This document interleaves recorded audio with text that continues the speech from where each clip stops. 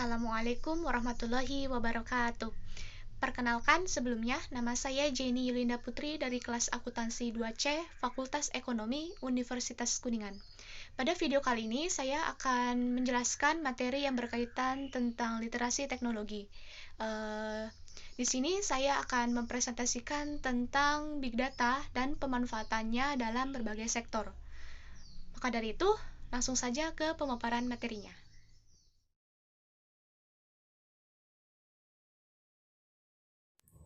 Baik, sebelum kita membahas apa saja sih manfaat yang dapat diberikan Big Data dalam berbagai sektor ini, di sini saya akan menjelaskan sedikit tentang Big Data itu sendiri.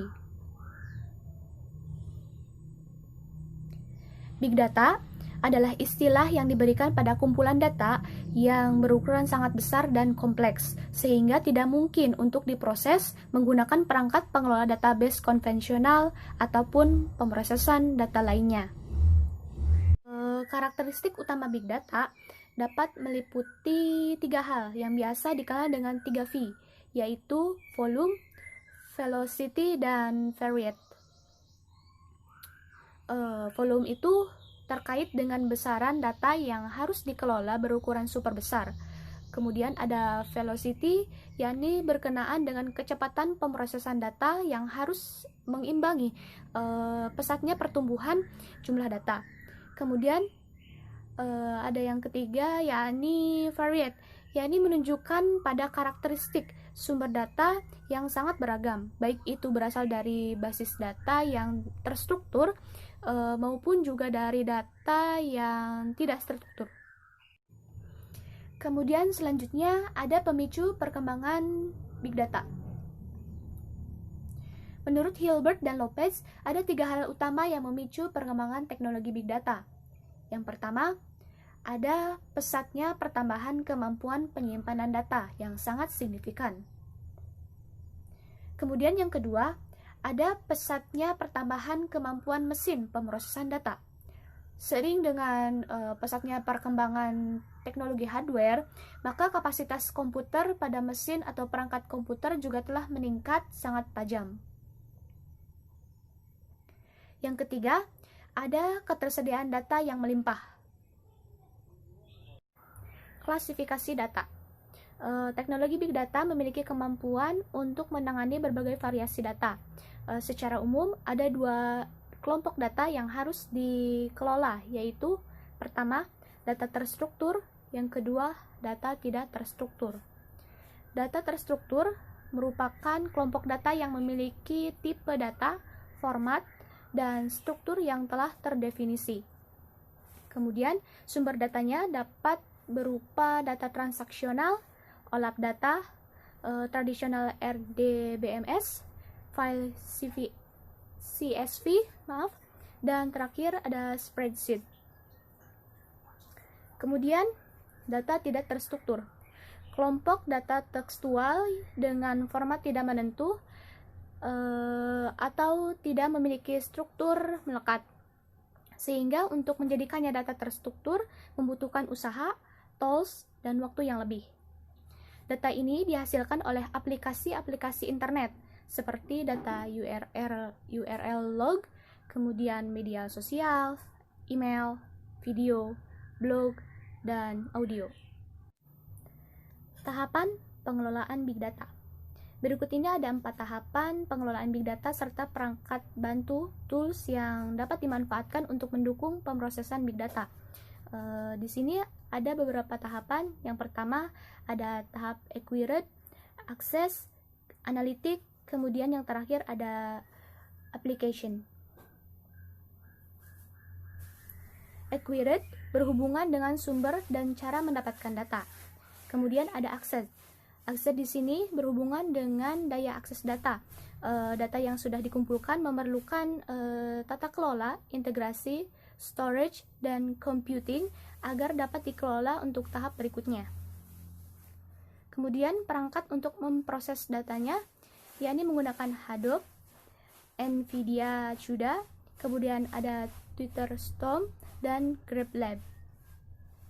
Sedangkan untuk manajemen penyimpanan datanya, menggunakan Neo4j, Titan, dan HDFS. Analitik yakni berhubungan dengan informasi yang akan didapatkan, hasil pengelolaan data yang telah diproses. Analitik yang digunakan dapat berupa deskriptif, penggambaran data, kemudian diagnostik, mencari sebab akibat dasar data, kemudian ada prediktif, memprediksi kejadian di masa depan, kemudian ada preskriptif analitik, yakni merekomendasikan pilihan dan implikasi dari setiap opsi. Tools untuk tahap analitik menggunakan MLPAC dan MAHOUT. Kemudian di sini yang terakhir ada application terkait visualisasi dan reporting hasil dari analitik. Tools untuk tahap ini yaitu menggunakan RStudio. Nah, sekarang di sini saya akan menjelaskan tentang pemanfaatan big data pada sektor bisnis. Perusahaan-perusahaan yang bergerak dalam sektor bisnis memiliki orientasi utama pada pencapaian margin laba setinggi mungkin atau profit oriented. Berbagai informasi penting dapat dihasilkan dari big data yang dapat mendukung proses pengambilan keputusan bagi pemimpin perusahaan sebagai berikut. Pertama, mengetahui respon masyarakat terhadap produk-produk yang dikeluarkan melalui analisis sentimen di media sosial. Kemudian yang kedua, membantu perusahaan mengambil keputusan secara lebih tepat dan akurat berdasarkan data. Yang ketiga, membantu meningkatkan citra perusahaan di mata pelanggan. Kemudian yang keempat, perencanaan usaha dengan mengetahui perilaku pelanggan seperti pada perusahaan telekomunikasi dan perbankan. Kemudian yang terakhir, mengetahui tren pasar dan keinginan konsumen. Pemanfaatan big data pada sektor layanan publik. Perusahaan atau institusi yang berada pada sektor layanan publik lazimnya memiliki orientasi utama pada pencapaian kepuasan klien atau pelanggan. Research big data dapat memberikan andil dengan menyajikan berbagai informasi berharga sebagai berikut. Pertama, mendapatkan feedback dan respon masyarakat sebagai dasar penyusunan kebijakan dan perbaikan pelayanan publik. Feedback tersebut dapat diperoleh dari sistem informasi layanan pemerintah maupun dari media sosial. Yang kedua, membuat layanan terpadu dengan segmen khusus sehingga layanan bisa lebih efisien dan efektif. Kemudian, yang ketiga, menemukan solusi atas permasalahan yang ada berdasarkan data. Sebagai contoh, menganalisis informasi cuaca dan informasi pertanian terkait data tingkat kesuburan tanah. Pemerintah dapat menetapkan atau menghimbau jenis varietas tanaman yang ditanam oleh petani pada daerah dan waktu tertentu. Mungkin cukup sekian materi yang dapat saya sampaikan. Kurang lebihnya saya mohon maaf, dan jangan lupa untuk like dan share video ini apabila video ini bermanfaat bagi teman-teman semuanya. Dan sampai jumpa di video-video selanjutnya.